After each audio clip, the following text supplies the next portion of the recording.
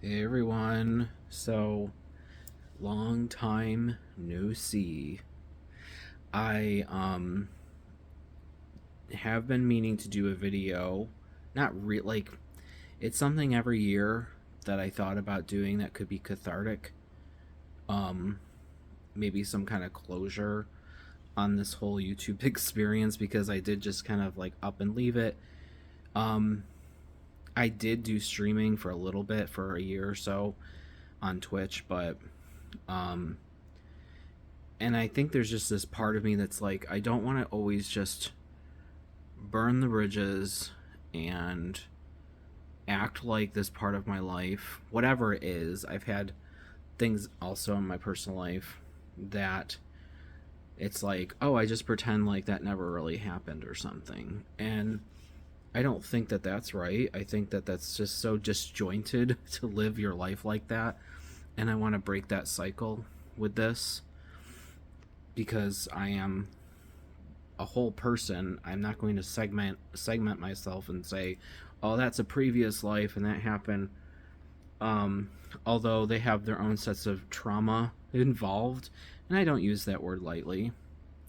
Um, Again, though, I say again, I've thought about this ahead of time, so I think I've already said this, but um, self-induced trauma is like a story of my life that's not absolving everyone from their part in, you know, whatever has happened. um I'm not into, I think there's such a fakeness with apologies these days that people just kind of say they either can't own up to anything, or the other side they just are like, oh, I'm profusely sorry for every little thing, I caused everything, where it's like, I know the middle is always more in the truth, but it's true that I put myself in bad positions. Things may, I'm not, how do I say, I'm not really built for putting myself in positions I'm not really built for. It really goes against the grain of who I am, but it's always like I have to prove something. And I always used to be more of a fighter.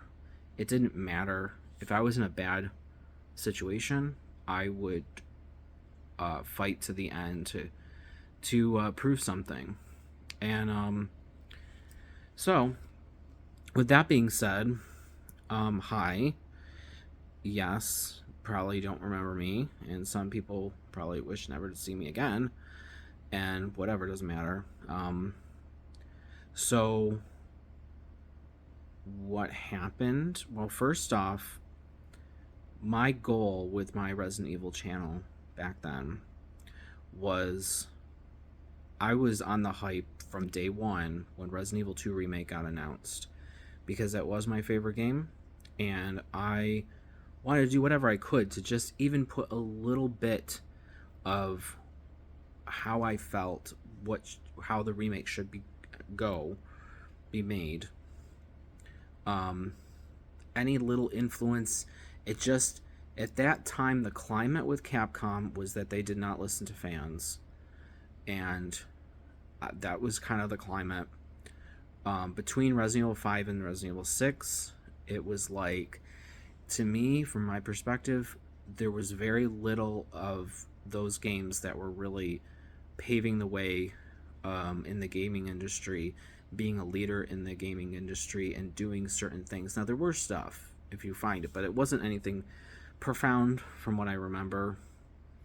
And Revelations 1 and 2 to me are kind of mediocre, although, in retrospect, have gained a little more affection for. But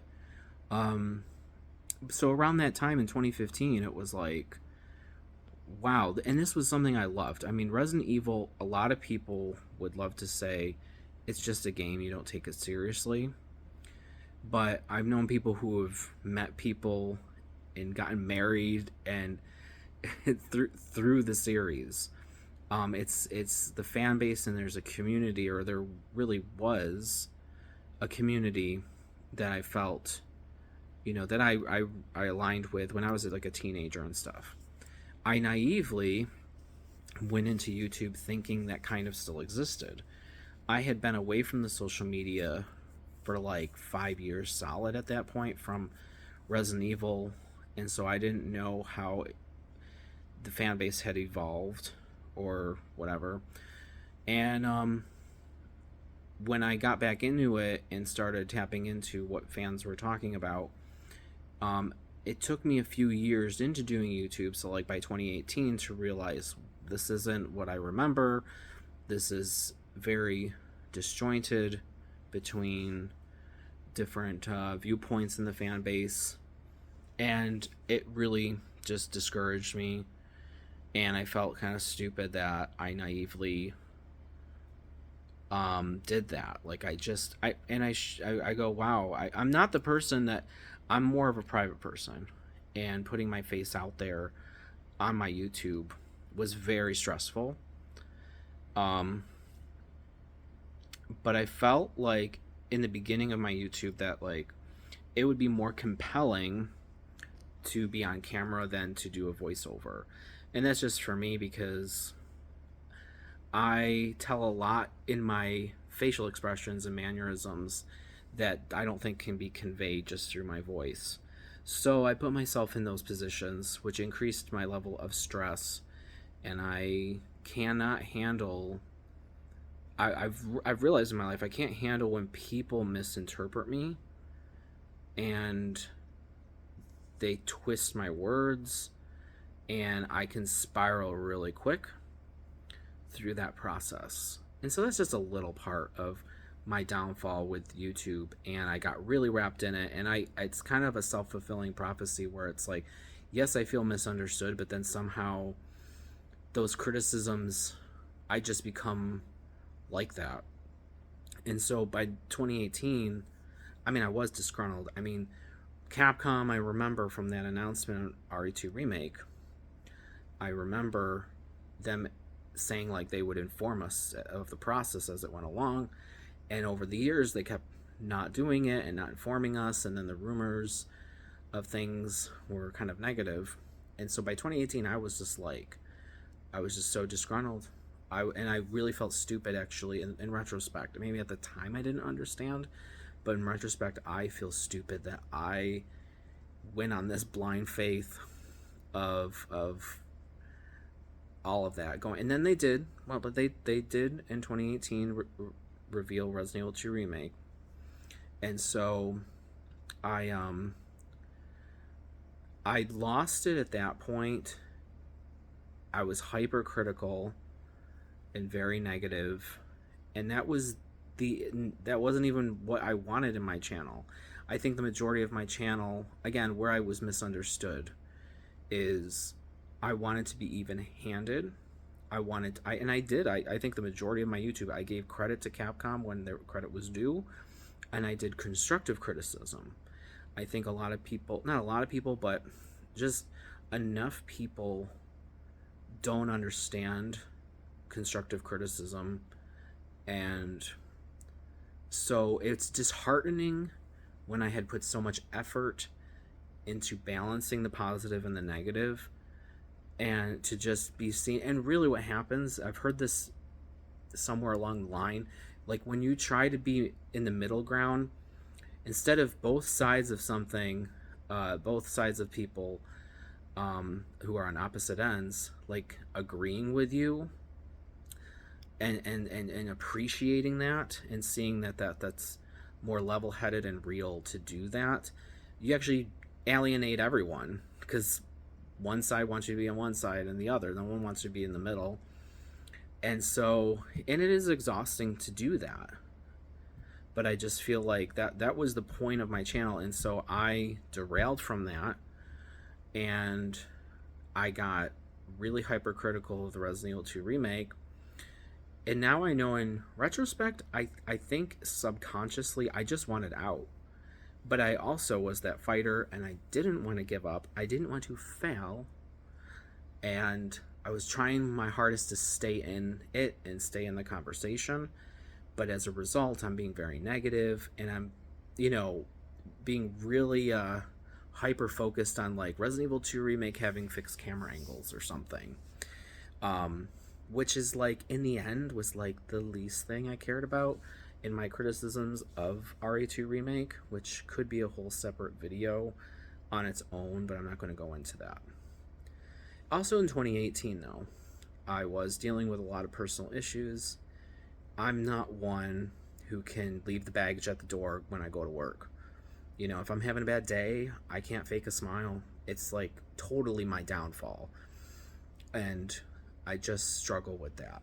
I I can't compartmentalize in that way. I've had to compartmentalize a lot of other things in my life, but you know, so but I was dealing with a lot of personal issues. I'm not one to like specifically talk about that, but that bled into my attitude through that time period. I will share the issue, the big issue I was dealing with was I didn't really know at first what it was. I was going through withdrawal from medication. I was on Klonopin, which is a benzodiazepine. I had a doctor who was prescribing it like candy, and I didn't know any better, and I was trying to take it responsibly. I was doing like 1 milligram a pill once a week. That was like, I was like, okay, I'll just do that, and you know, I'm not an addict, I'm not. And then I had to switch doctors for insurance purposes, and then the new doctor was like, yeah, we're not prescribing that for you. And they were irresponsible because they didn't even wean me off. And I learned in retrospect that like when you're on a medication for 5 years, like you're not supposed to be on Klonopin for 5 years, FYI. You shouldn't be on that long term, and they should have known better. But like the new people should have weaned me off, microdosed me, and made it so I didn't have the problems that I ended up having, which was, in a nutshell, for at least 2 to 3 months between November, December of 2018 and January of 2019. On average, I shit you not, 2-3 hours, maybe 4 hours of sleep a night. And every time I tried to fall asleep, my body just wouldn't let me. It was like I'm falling asleep and I would jerk out of a sleep. And I would be up until like 6-7 in the morning until my body really gave out, and then I just get a few hours of sleep. So your mental health is going to like rapidly go down quick. And I just didn't feel like sharing that. Well, at first I didn't really know what it was because I had stopped the medication like 4 months prior, but there was some signs leading up to that was causing a problem. So I'm no longer doing that, and everything is a lot better now, personally. And again, I think that psychologically I harped on stupid things and it made me look stupid, but I wanted out of YouTube, and I felt like this isn't for me, this isn't my lane, you know. But I didn't want to give it up, you know. It's what I knew. There was a certain comfort in it, but it was a struggle. And it was a struggle to be in the groups that I was in. I thought I aligned with people in the streaming world that I was in, and I'm just not that type of person. It doesn't mean they're wrong, it's just we're different type of people, and it took me a couple years to discover that, but I didn't want to give up. And in the process I was really ostracized. I think at the end of the day, I wish that I had better connections with those people. I don't think it could have happened. I think that people could read that I was disingenuous. Because I'm someone that just like, I just want to be liked, you know. I'm no longer like that. I went through a very lonely process and faced my fears of being extremely lonely, having no one in my personal life and no one online. And I did talk to some people online for a little bit. It's hard for me to keep up online friendships just because I found out, you know, I really need people in my personal life in physical form to rely on. I need that community, not an online community. It just doesn't work for me. And so yeah, things are definitely getting better Since then, I'm in a relationship for the first time in my life. I've moved out of my parents. I'm starting my own business. Um, so, yeah, and just overall figuring things out and doing the things I've always needed to do for myself. And so YouTube was very limiting, and I just couldn't figure that out at the time, but I think subconsciously something was taking over. It's happened before in my life. Just my life kind of implodes, and a lot of that is just because consciously I don't get it, but subconsciously in retrospect I go, yeah, that's what happened.